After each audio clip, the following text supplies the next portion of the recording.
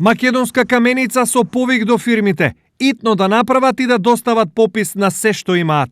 Ова е заклучок од последната седница на кризниот штаб, кој е формиран за справување со вирусот COVID-19. Да достават листа на лични капацитети од аспект на механизација, опрема, просторен човечки потенцијал во функција на поддршка на активностите во услови на вонредна состојба доколку се испостави таква потреба во иднина. Ова практично значи дека, доколку за тоа се укаже потреба, општината може да користи се она што на списокот на фирмите се наоѓа. Во текот на денешниот ден доставивме и писмена, барањето го доставивме во писмена форма, каде што правните субјекти имаат обврска во рок од 48 часа да ни достават листи во кои што ќе содржи информација за ресурсите со кои што тие располагаат и може да ги отстапат на располагање на кризниот штаб без надомест.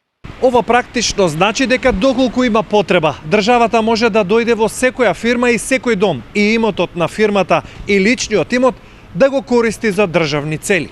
Ова секако не е непозната пракса, но истата се користи само во крајни случаи, односно кога сите останати ресурси на државата се исцрпени или кога нема друго брзо решение.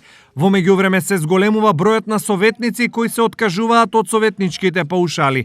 Денес тоа го направија карбинските советници. Со оваа одлука се запира исплатата на месечниот надоместок на членовите на Советот на општина Карбинци за наредните 2 седмици.